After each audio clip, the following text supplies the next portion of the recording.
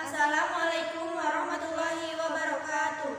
Sampurasun wilujeng enjing komitra sadaya tepangkeun simkuring pun wilanuju nita damayanti.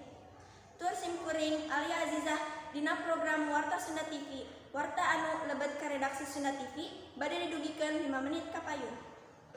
Nyangkakeun riber salengkepna.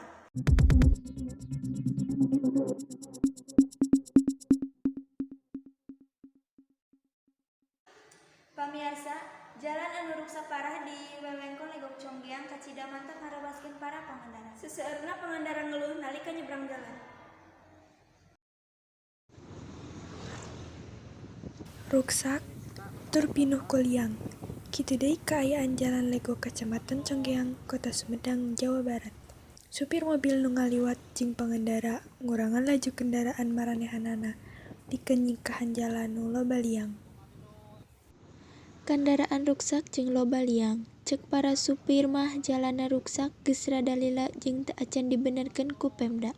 Para supir oge hariwang lamun meuntas utamana peuting alatan kurangna cahaya.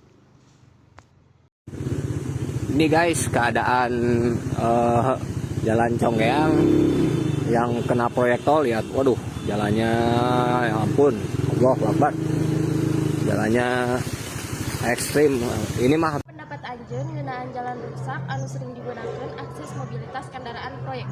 Jelas ini prihatin, lamun bisa menang bantuan ti pamarentah, teu aya waktu keur korban kecelakaan anu asup logak, utamana musim hujan. Kumaha harapan Anjeun ngeunaan jalan Legok Conggeang? Ngaharepkeun ti pamarentah pikeun ngalaresan jalan supados kalayan aman. Kaayaan ieu lumangsung saprak jalan mindeng teuing dipake salaku akses mobilitas kendaraan dina proyek pangwangunan jalan tol. Sarta hanjakalna teu acan aya perbaikan ti pamarentah.